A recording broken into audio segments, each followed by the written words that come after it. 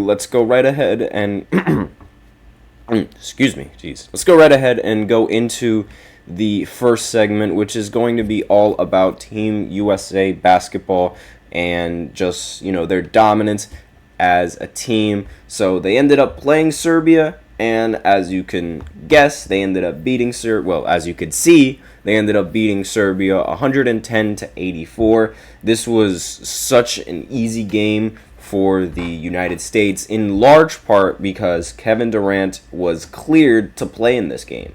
That is right. The United States is no longer suffering from crippling injuries. We now have a completely loaded roster full of talent, and they absolutely did not disappoint. They were a completely different unit out there. And again, in large part of that was due to Kevin Durant. Now, again, the United States, their production against, especially when they go up against Serbia, they really, they wipe the floor with that team. And, unlike the first game that they played, the exhibition game where they played, where, the game was really close until the very end, it was in favor of Serbia, early. But then afterwards, Kevin Durant started scoring, and it was, there was no turning back for the United States. I mean, and what's crazy is that he probably wasn't even, the best player on the team. LeBron was arguably the best player on the team. He ended up,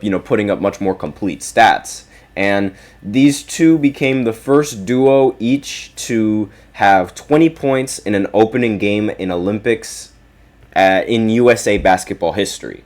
So LeBron James, he ended with 21 points, 9 rebounds, and 7 assists. Actually, wait, no, I messed that up. It should be the other way around. That's my bad. He ended up getting 9 assists along with 7 rebounds. I completely screwed up those two numbers. I apologize for that.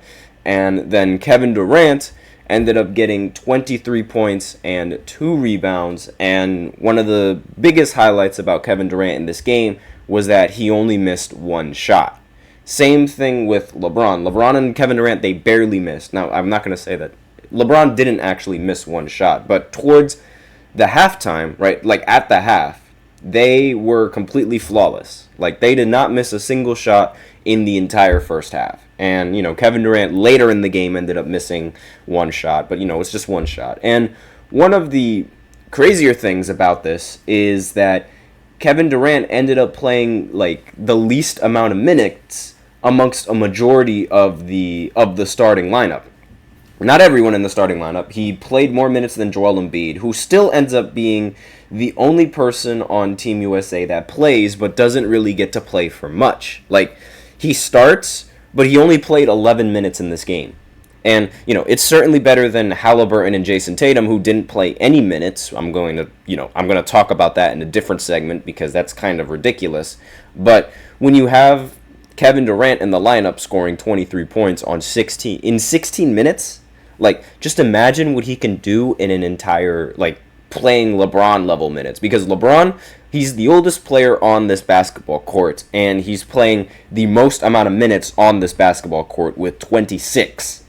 That is almost unheard of. Imagine Wizards Jordan doing something like this while putting up these numbers. And honestly, the fact that I just got the stats wrong is completely bothering me, so I'm going to fix it right now because I'm very, very upset that I mixed up both of the stats. It's very, very unacceptable, I will say that. But I mean, LeBron and his ridiculous stat line, we've grown to expect it, especially in his NBA career and in all of the games. But in the Olympics, it's a little bit different because you have to spread the ball and you got to share the ball amongst the rest of your teammates.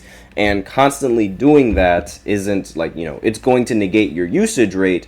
And obviously, if your usage rate gets a little bit negated, you're not really going to be scoring that much. For example, we know that Steph Curry, he can go off at any given night, but he didn't really go off in this game. He ended up getting 11 points. But when you're on a team like this that's as loaded as this, you don't really need to do all that much scoring, right?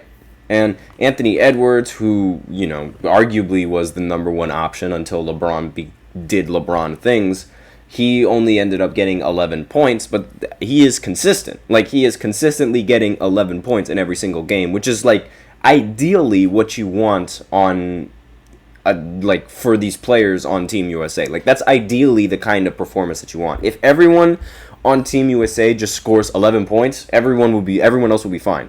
Because they all have the ability to easily score 11 points.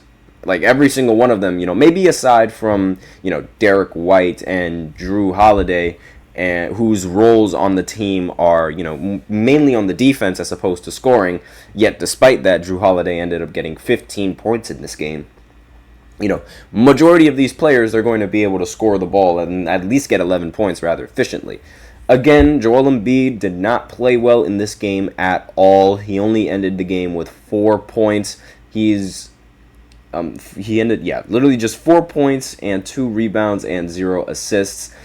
Like, I'm not even joking. He is unbearably lazy to watch. It is just the way that he plays. And, we are so lucky that Kevin Durant was in this game, because, like, if it weren't for Kevin Durant, then this game wouldn't be a blowout and everyone would be really, really upset at the results and how the game was close. And really, this should be the kind of performance that Joel Embiid is having, especially against someone like Jokic. But no, he just needs to completely get outplayed by Jokic yet again. Speaking of which, I should talk about, the Serbian team. Jokic, he ended the game with 20 points and 5 rebounds, and 8 assists. Now, I don't really have him on, on this list here, unfortunately, but that's just because he lost. And that's the only reason why I'm not having him on this, on these player displays, because a majority of these player displays, they're only reserved for players who played phenomenal on the on the losing team, or the best player on the team that ended up winning. And there wasn't really enough space for me to add Jokic to that. Now, one of the very interesting stats about Jokic and this game is that the Serbian team, I mentioned how in the exhibition game, the Serbian team they were playing very well, right? I'm sure if you've watched the previous podcast, you remember how I said that they were playing extremely talented, they were very talented, and they were playing some of the best basketball that they've played, that they could play against the United States. I'm sure I said that on a previous podcast when they matched up against each other in the exhibition match, and because the game was close. But I underestimated the immense value that Jokic brings to the Serbian team. He is literally the only player on that team. And let me explain that. So when Jokic was on the court, the United States, the Serbian team scored 81 points. This was when Serbia, the entire team of Serbia, they were on the court with Jokic. They scored 81 points. And Team USA, in contrary, with Jokic on the court, also scored 81 points. So the game would be tied. Because, Jokic on the floor, they score 81, then the other team scores 81. However, when Jokic goes off the floor, the scoring difference is ridiculous. Serbia only scored 3 points with Jokic off of the court, and the United States scored 29 when Jokic was off the court. If that doesn't scream value, I don't know what does.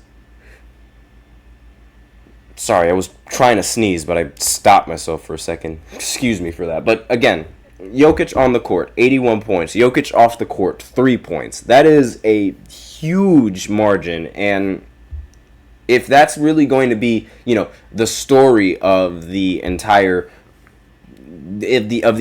Serbian run, I think this is where the run ends, because there's just no way a team is going to be able to find any kind of success against the rest of these players, with all of these players, especially with the recent matchups in the other well, not in the other group because they're in the same group, but in the other game with South Sudan and Puerto Rico. So I'm going to go ahead and talk a little bit about that in the second segment, as well as the rest of the other basketball games that ended up happening in this second segment. So I'm going to go ahead and do that right after this short break. So be sure to stay tuned. That is it for the first segment. I'll see you in the second segment.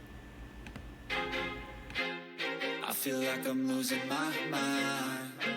Is everybody in the world blind? Please, Lord, give me a sign, a sign. I feel like I'm losing my mind. Is everybody in the world blind? Please, Lord, give me a sign, a sign. I wanna be the greatest. Everybody on the fake shit. I look around and feel like everybody is the fakest. I make this every day and I'm impatient, hoping one day I blow up from the basement. Statement, the top is so vacant. I don't hear shit that I think is amazing. Waiting for my day when I'm playing sold out shows for 1,000 faces. Hey, give me that crown, get in my way and to be put down. It ain't your place, all this my town. If I want that shit, then I'll get it right now.